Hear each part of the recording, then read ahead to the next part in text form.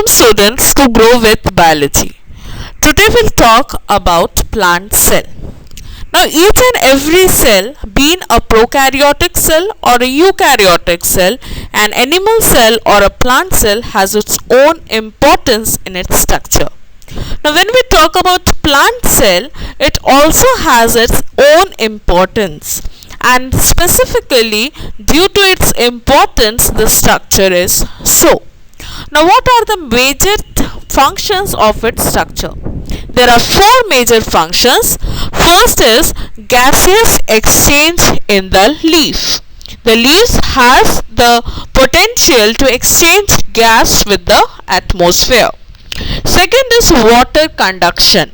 It must conduct water first from the soil, and it also helps in evaporation of water through the surface of leaves. So the structure of a plant cell must have the potency to help the exchange of water.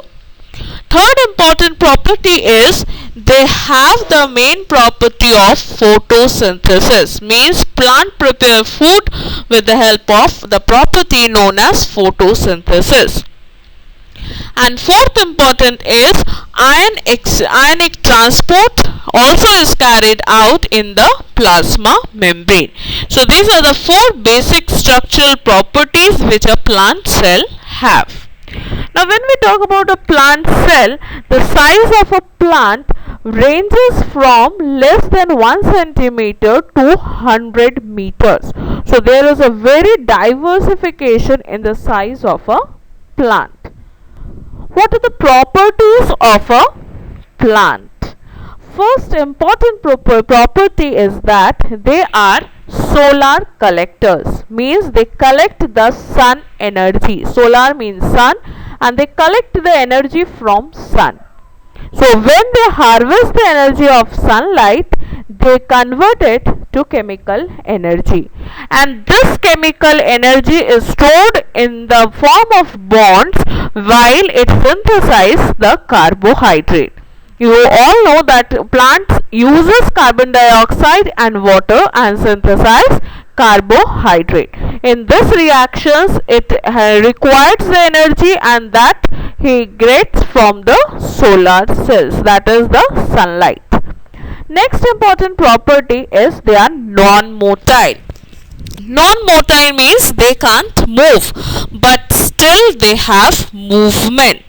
Motility is its own movement, but movement of the root is present in the plant, movement of the branch is present in the plant, as well as movement of mineral across the plant is also present. So where there is a source of water, roots will bend towards the source of water. If there is a single source of light, then the stem or the branches will bend towards the source of light. Similarly, whenever there is a nutrition available or a leaf of a plant synthesizes any food, that will move from a photosynthetic region to a non-photosynthetic region. So although the whole plant is non-mobile, but some parts are moving. Next important property is that there is, in all terrestrial plants, they lose water. They continuously lose water through evaporation, but there is a mechanism which will avoid desiccation. So the plant will not die due to its normal water loss, which it loses by the process of evaporation. But yes, excessive loss of water is damageable for the plant. Now fourth important property is also for the terrestrial plant, then they have a movement of water and nutrients. Water, it gets in the soil, and the roots will absorb the water and allow the water to move from the root to the topmost portion of the plant. As well as there is formation of food by the process of photosynthesis, which generally takes place in the leaves.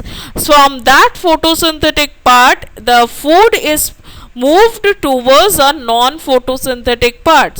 Let's suppose to the roots. It has to transfer its nutrients. So there is movement of water as well as nutrient. Next, what is the composition of a plant? A plant has a leaf, it has a stem, it has a root. Now leaves are the part where photosynthesis take place, stem is the support of the plant, and root is the anchorage and absorption of water and minerals in the plant. Now leaf is attached to the stem. Now the point where the leaf is attached to the stem is known as node, and in between two node there is presence of a internode. So you can see that here there is one node. Next is when we talk about the types of a plant. Basically they are of two types, one is gymnosperm, another is angiosperm. Now gymnosperms have a naked seed, they are the largest conifers, they are basically cone bearers. So gymnosperm in the topmost diagram you can see their examples can be a pine tree, a fir or a redwood. They bear cone shaped seeds, they are naked seeds, whereas angiosperm are the vessel seeds. They don't have a naked seeds, the seed is covered in angiosperm and they are abundant in the Cretaceous period. They bear a flower, and this angiosperm is known as the flowering plant. So when we talk about a flowering plant, we are basically talking about an angiosperm, whereas when we talk about a naked seed, we are talking about gymnosperm.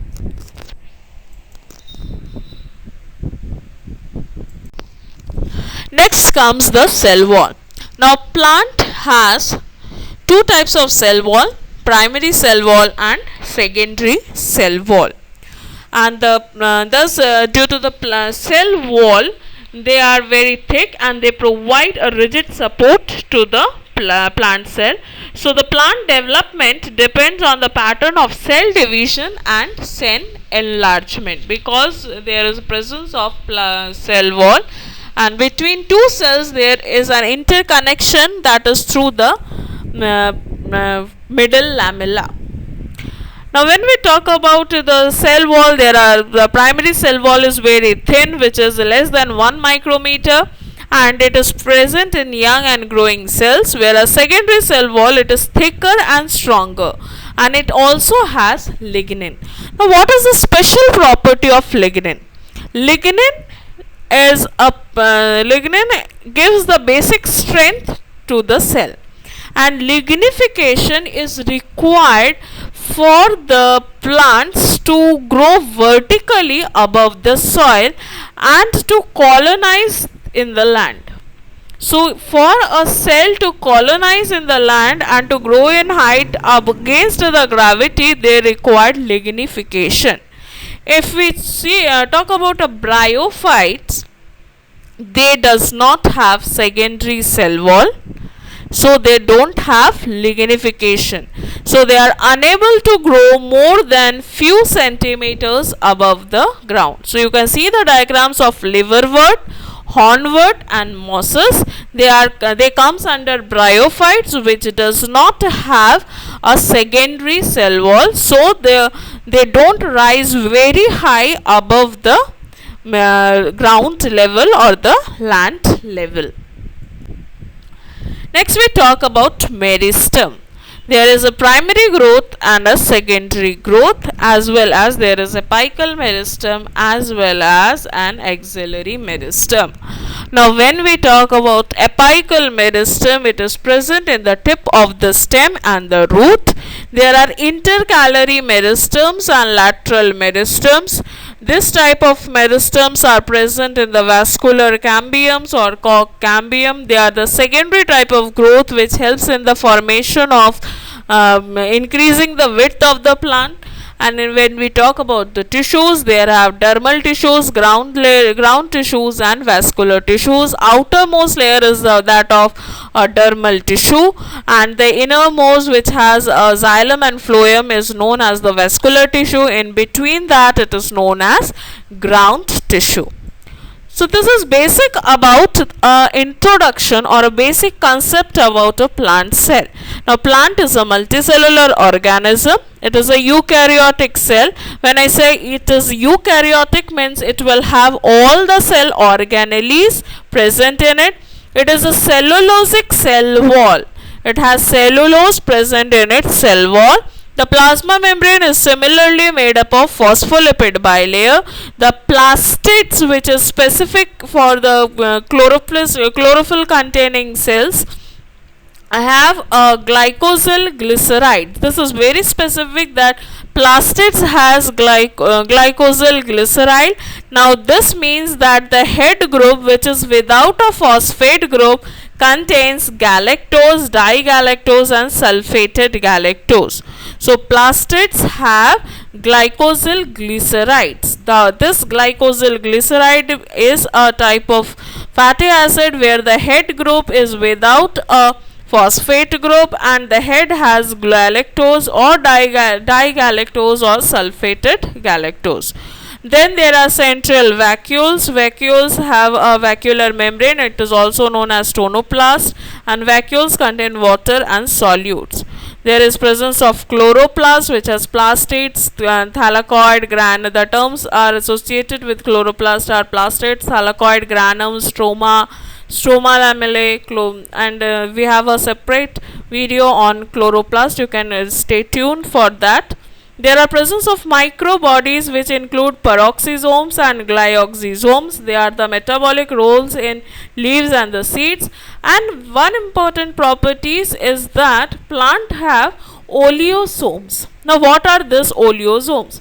Many plants synthesize and store large quantities of triacylglycerol, and this triacylglycerol is stored in the form of oil during the seed development, and this oil will slowly accumulate in organelles, and those organelles which has this oil accumulation is known as oleosomes. This is also referred to as lipid bodies or spherosome. So spherosome, lipid bodies or oleosomes all are same. They have a deposition of oil. And plasmodesmata, last but not the least, they are plasmodesmata, which helps in connection of the plant cells. Plants are interconnected and their cytoplasm forms a continuum referred to as symplast. We'll again have a separate video on plasmodesmata as well as with the detailed structures of chloroplast. Hope this will give you a basic idea about a plant cell. Stay tuned for the upcoming videos. Thank you.